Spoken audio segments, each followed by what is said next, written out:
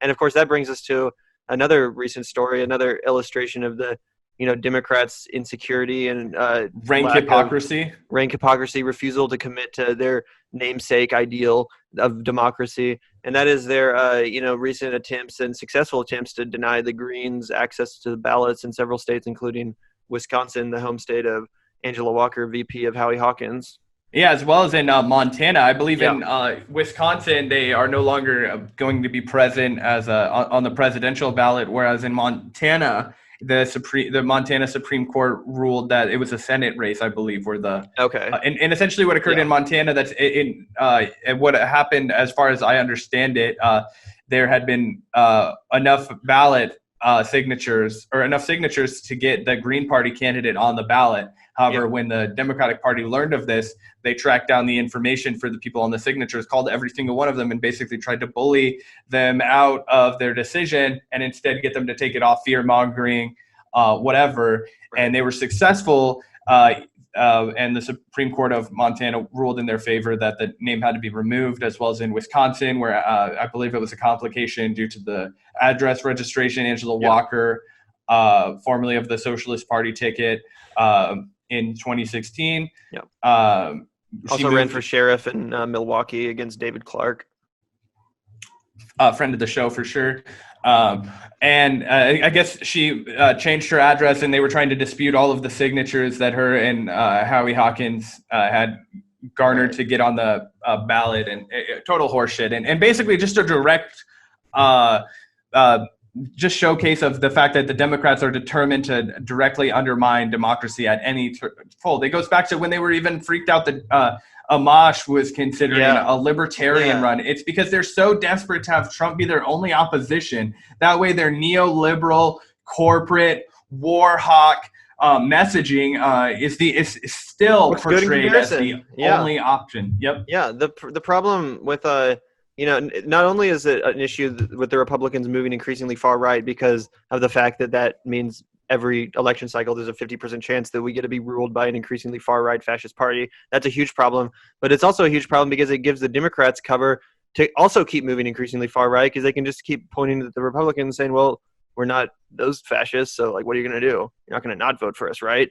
Yeah, it's the Faustian bargain politics. Yeah, it lets them keep becoming increasingly insidious and more Republican-esque, and the Republicans are giving them cover for it by becoming increasingly unacceptable and unpalatable and blatantly fascistic. And it's just so crazy to me. And like you said about Amash, like I was just thinking about, imagine how the Democrats would be acting right now if the Greens had actually put up someone that was a real threat in any way, shape, or form to them, someone that could actually get on the debate stage. I mean, imagine it's something we've never seen, I guess, except for the Ralph Nader race, but I just can't imagine what the Democrats would be doing it kind of now. Goes back to what we were talking about on Radical Democracy last night. If Nina Turner decides to run, the amount of smears, racism, sexism, disgusting behavior, and what's crazy to me is that obviously, if she were to,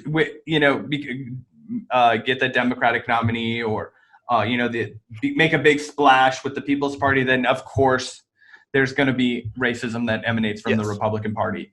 But in the early stages, that's going to all come from the Democrats, and it is going to be vicious, and it is going to be. And if you look at the 20, not just the 2020, but also back in 2016, if you look at the vile attacks that were lobbed against people like Nina Turner.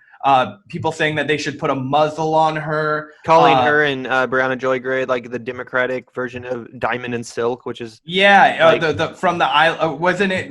Was it her? Her and Brianna Joy? They were two from the island of misfit black girls or something like that. Just a bunch of like horrible, fucked up things to completely obfuscate away from any of their bold, progressive policy ideas and just focus in on American racism. And the fact that these are two black women, and we should be so scared if they are get into office, and I think that's exactly what's coming. And I think that that'll really showcase the true reality of the Democratic Party. And it's one of those reasons why I'm actually, in hindsight, I would have rather, I think obviously hindsight's 2020, right? So this isn't like a judgment or a criticism, but it would, for me, I don't know.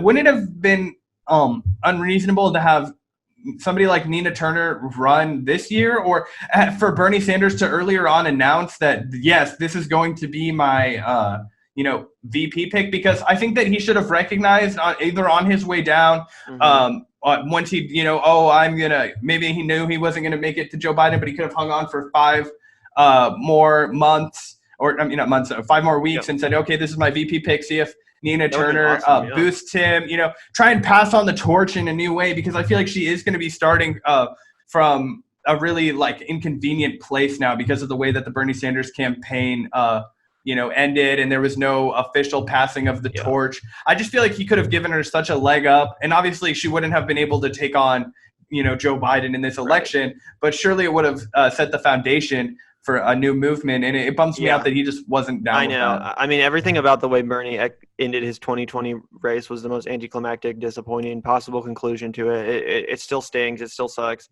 And you're totally right. He could have done that. That would have been awesome. Luckily, I think that, and this is another thing we mentioned on the live stream last night, which is, Nina Turner could run for like something like governor in 2020. Yeah, I think that's her strongest move. I think that's what I would really love to see. And where Bernie could still play a huge role is he can still come out and, endorse her massively, give her his endorsement Show campaign up to with rallies. her. Yeah, and literally, start referring to her as the continuation of his movement. Be like, look, there's a reason Nina was my right-hand woman throughout the campaign. I believe she is the, heir apparent to this movement. She is clearly a proven fighter and someone who cannot be compromised, someone who I trust, the movement trusts, who has immense popularity and trust among the actual people involved. I think that he has still, a lot of his career's not over yet, and he still has a lot of tremendous influence and the ability to get people, that name recognition. So I think he'll still play a role. I mean, his career's not over if he wants it to not be over. I mean, I've been really, and I don't want to play the rag on Bernie Sanders game. Like, yes, he's done so much for the movement that I don't, through all my frustrations and disappointments, I hate to shit on the guy, right? He's done a lot for the left, but I feel like at this point, where is he? He hasn't been using that platform really at all, and I wonder if he's just waiting until November to get back in the game. Did you hear? Did you hear recently? He actually apparently did express dissatisfaction with the Biden campaign and the fact that they're not, they basically don't have any economic message. They're not putting forefront any sort of a relief plan. I didn't, and that means probably most of his supporters didn't either. Yeah, well, I saw quite a few reports about it. Apparently Bernie reached out to the Biden campaign. According to the report, they talk on the phone every once in a while, which is funny. But apparently. I mean, that was the whole thing, right? They were buds. They were old boys. So we'll see if Biden takes Bernie's advice. And I mean, it's stupid. Again, I just think it's dumb. I think it's a waste of time to even pretend that we can push this guy to the left. It's like, I mean, even if Biden did start embracing a more populist messaging, that's all it is. All it is messaging. It's just a fucking lie to get into the office. Yeah, I don't trust anything. It's not like he's going to actually pursue. And he's for the 100th time. Obama literally ran on change, and we didn't get anything from him. Biden's running on nothing will fundamentally change. To think that we're going to get anything from him is a complete fantasy. Yeah, it's for the birds.